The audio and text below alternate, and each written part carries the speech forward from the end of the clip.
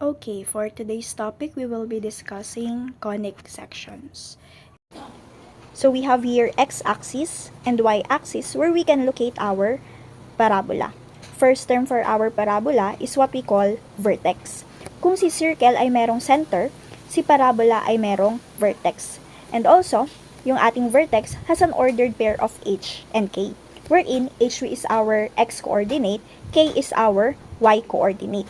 Vertex is the point where the axis of symmetry intersects the parabola. But hindi pa natin alam kung ano yung word the axis of symmetry. In this transition, mauunang lalabas yung ating vertex. Here is our vertex. If that is our parabola and that is our vertex, ibig sabihin yung line na nag-intersect sa kanila will be our axis of symmetry. The axis of symmetry is the perpendicular line to directrix and passing through the focus. So in this case, ito yung magiging axis of symmetry natin. And if you are going to check, our parabola intersects our axis of symmetry. And the point of intersection is what we call vertex. Next will be directrix. Fixed line which is either x-axis or y-axis. Since yung ating axis of symmetry is always perpendicular to the directrix, meaning to say, if our axis of symmetry is y, our directrix is x-axis. Next will be latus rectum. It is a chord drawn through the focus and perpendicular to the axis of symmetry. Again, this is a chord drawn na perpendicular sa ating axis of symmetry at the same time dumadaan sa ating focus. So here will be the chord, that is what we call latus rectum. Pero nasaan ba si focus? Focus is the fixed point which lies inside the curve of the parabola. And ang sabi kanina, a chord drawn through the focus is what we call latus rectum. At ang focus ay nasa loob ng parabola. So here will be the location of our focus. As you can see, yung ating latus rectum ay dumadaan sa ating focus and at the same time, perpendicular sa ating axis of symmetry. So again, let's have a review of the different terminologies in parabola. This is the x-axis, and here's the y-axis. For example, this is our parabola. What do you call this point? That is a vertex. How about this line? That is the axis of symmetry. How about this one? That is directrix. And this line segment or chord, that is latus rectum. Next will be the point here, which is what we call focus. So aside sa pagsastudy ng ating terminologies in parabola, kailangan alam din natin yung mga distances in different points. So we have here, from the origin to the vertex, we have distance A. And from that vertex to the focus, meron din tayong distance A. Ang haba ng ating latus rectum is 4A. That means, 4 na beses siya ng haba ng distance natin between the vertex and the focus. But as you can see, latus rectum is divided using the focus. So, ibig sabihin, kung i-divide natin si latus rectum into 2, we will be having 2A here and another 2A here.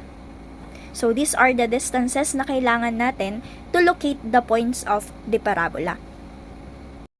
For the general equation of the parabola, we have two different equations. The first one is when our parabola is opening along horizontal axis, or simply, our parabola is along x-axis. The general equation will be cy squared plus dx plus ey plus f is equals to 0. So, bakit nga ba nawala si ax squared? Because our numerical coefficient a is 0. Since yung ating parabola is exactly opening along x-axis. Then, when our parabola is opening along vertical axis or simply y-axis, our general equation will be ax squared plus dx plus ey plus f is equals to 0. This time, wala naman tayong cy squared, pero present yung ating ax squared because our c numerical coefficient c is 0. Since ang ating parabola is opening along y-axis. So, para mas madali nyong ma-memorize, mas maganda kung tatandaan ninyo na kapag ang parabola natin is naka-open along horizontal axis or x-axis, mauuna sa ating general equation ang literal coefficient na y. Kabaliktaran niya. Then, if our parabola is opening along vertical axis or y-axis, ang mauuna sa ating general equation, yung kabaliktaran niya, which is x. Next, for the standard equation, we have 4 different equations. First one, if our parabola is opening along horizontal axis or x-axis, which is specifically opening to the right. For example, this one.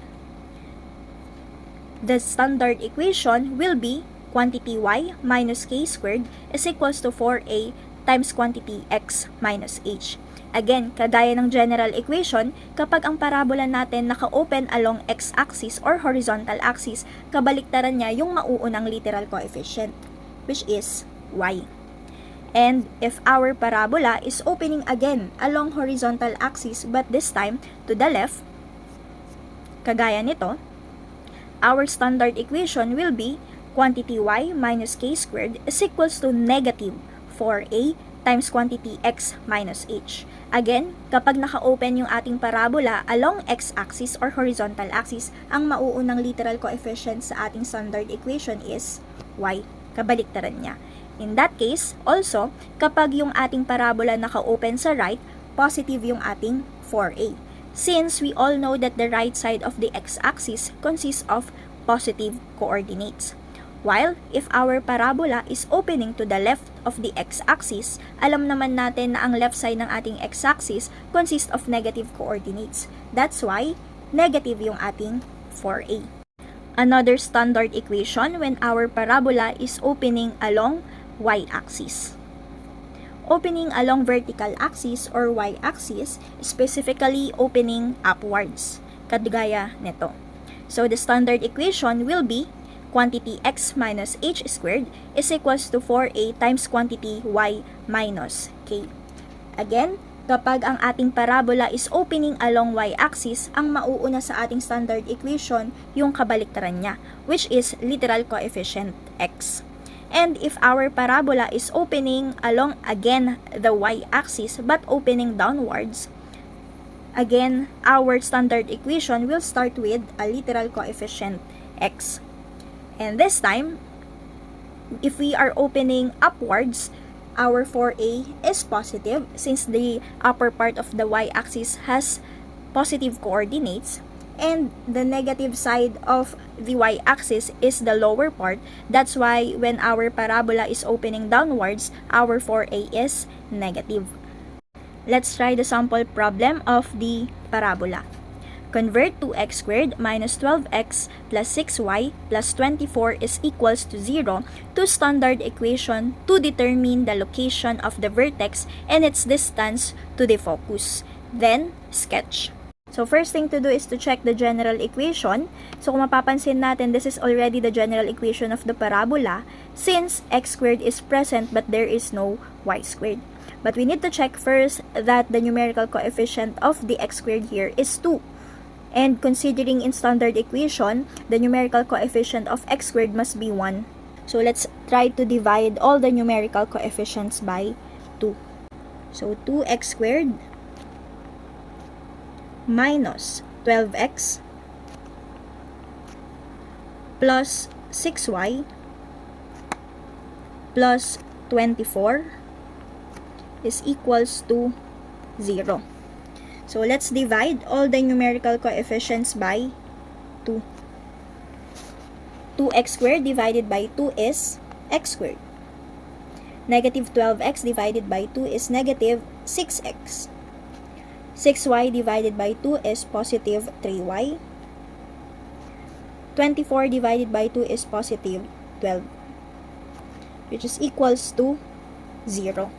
Since our literal coefficient here is raised to 2, ibig sabihin ng mauuna on our standard equation will be x. Our standard equation must be quantity x minus h squared is equals to positive or negative 4a, since hindi pa natin alam yung magiging sign ng ating 4a, times quantity y minus k.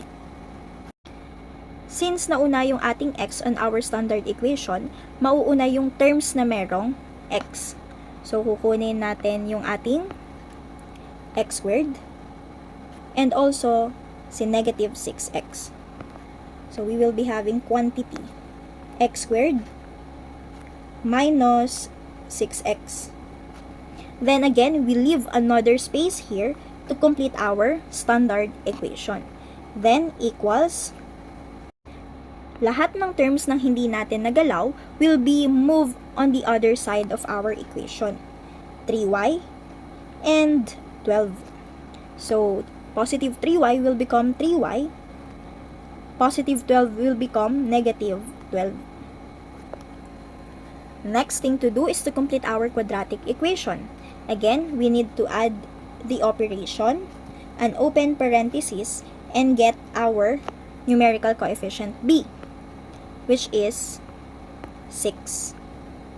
And divide it by 2 and raise it by squared. Okay, let's simplify this one. Quantity x squared minus 6x plus 6 divided 2 is 3, raised to 2 is 9, equals to negative 3y minus 12. Again, there's a rule in algebra na kung ano yung dinagdag natin on the left side, idadagdag din natin on the right side. Since we add positive 9 here, mag-a-add din tayo dito ng positive 9. Then afterwards, let's factor out this quadratic equation. Using quadratic formula, we have here x is equals to negative b plus or minus square root of b squared minus 4ac all over 2a. Then substitute the values. We have here a is 1, b is equals to negative 1, c is 9. Substitute the values. We have here negative, b is negative 6, plus or minus, b squared is negative 6, minus 4, a, c, all over 2a. Then simplify. X is equals to, we have here negative times negative is positive. Then this radical sign will be cancelled out since it will become 0. So divide it by 2. So we will be having x sub 1 and x sub 2, which both the answer is 3. So in that case, para maging factor siya, i-transpose na lang natin to katabi ng x. So our factor will be x minus 3 raised to 2. So this will become quantity x minus 3 raised to 2 equals to negative 3y minus 3. Then afterwards, as you can see, yung ating terms on the left side is already the same with our standard equation. Ang problema na lang natin will be the right side. So this right side, kung mapapansin natin si 4a dito, ay parang naka-factor out. So ibig sabihin lang din that y here also ay merong numerical coefficient na 1. So we must eliminate this numerical coefficient in this term by simply factoring out its numerical coefficient. So we will be having quantity x minus 3 raised to 2, which is equals to, factor out natin yung ating numerical coefficient na negative 3. Once we factor out that negative 3, ibig sabihin, this negative 3y will be divided to negative 3. So negative 3y divided by negative 3. Cancel, cancel. Ang matitira na lang will be y. So quantity y. Next to divide is negative 3 divided by negative 3, that is positive 1. So plus 1. And this is already the standard equation of our parabola. which is, will become our quantity x minus h, our 4a, and our quantity y minus k. Next thing to do is to determine the location of our vertex. Again, our vertex has an ordered pair of h and k. At makikita natin to on our standard equation. Our h here is negative 3. So kapag ginawa natin siyang absisa ng ating vertex, it will become positive 3. Next, our k is positive 1 in this standard equation. Kapag ginawa natin siyang vertex, it will become negative 1. Next will be the distance to the focus or simply our a. Hahanapin natin ngayon yung value ng ating a. But, if you look to our standard equation, this negative 3 is our 4a. 4a is equals to negative 3. Pero ang kailangan lang natin ay si a. So, we need to eliminate the 4 here. So, this time, let's check what will be the illustration of our parabola. Is it opening to the right, opening to the left, opening upwards, or opening downwards? Then, if our standard equation is starting with the literal coefficient x, that means kabaliktaran niya yung magiging illustration ng ating parabola, which is along y-axis. And if that is opening along y-axis, dalawa lang yung pagpipilian natin. First one is opening upwards, and the second one is opening downwards. So this time, we will be checking the sign of our 4a. Since negative yung ating 4a, that means our parabola is opening downwards. Again, our parabola is opening downwards, and our vertex is located at 3 and negative 1, and the distance from the vertex to the focus is 0.75. So, first thing to do is to locate our vertex. So, since ang x natin is 3, so this will be 3, and our y is negative 1, this is negative 1, their intersection will be our vertex. Next, saan ba natin ilalagay yung ating focus? Again, si focus po, ang layo niya sa ating vertex is 0.75. But since ang ating parabola is opening downwards, our focus is also going downwards. So, kung pababa yung ating focus, we all know we have a distance a. That means ang a natin is negative. So, dahil this is along y-axis, our focus will be, saan ba natin isusubtract yung A natin? Since this is along y-axis, isusubtract natin siya sa ating K. And our H will remain 3. Then our K is negative 1 minus A. Okay? So, the focus will be 3, negative 1 minus 0.75. The location of the focus is 3 and negative 1.75. Focus is along 3 again and negative 1.75. So this is 1.5 kalahati, then kalahati niyan will be 0.75. So their intersection will be the location of our focus. Next will be the endpoints of the latus rectum para mabuo na natin yung ating parabola. So, for the points of the latus rectum, sabihin na lang natin yung first endpoint niya is LR1. We all know that the distance from the focus to the endpoints of the latus rectum is 2A. So, from here, papuntang kanan, since that will be the location of the endpoints of the latus rectum, dahil ang latus rectum natin will be along here, somewhere here, like that.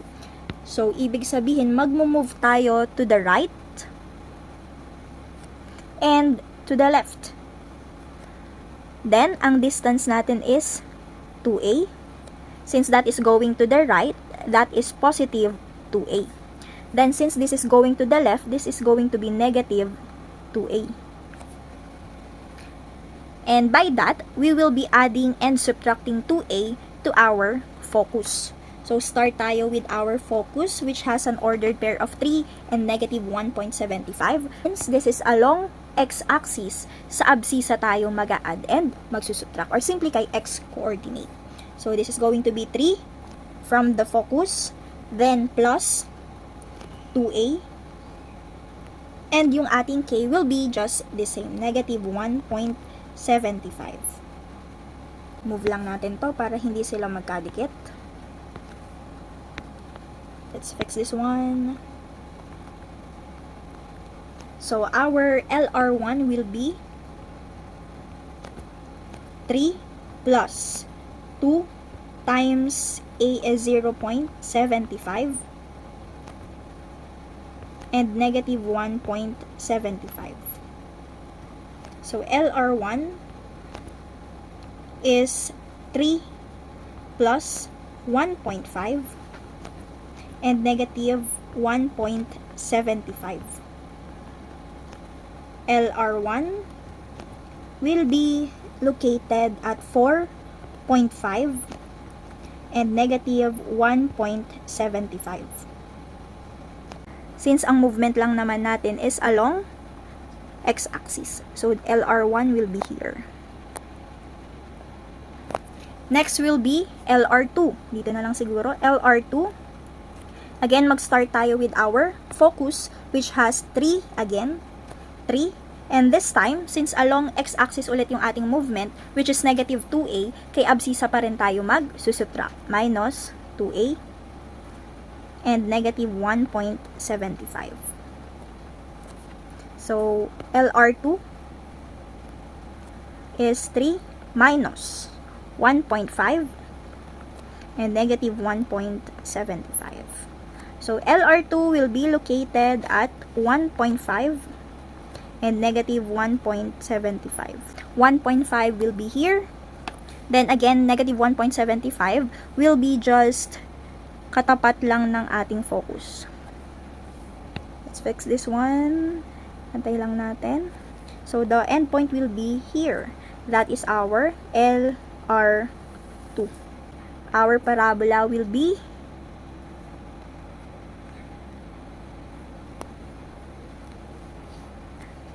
this one.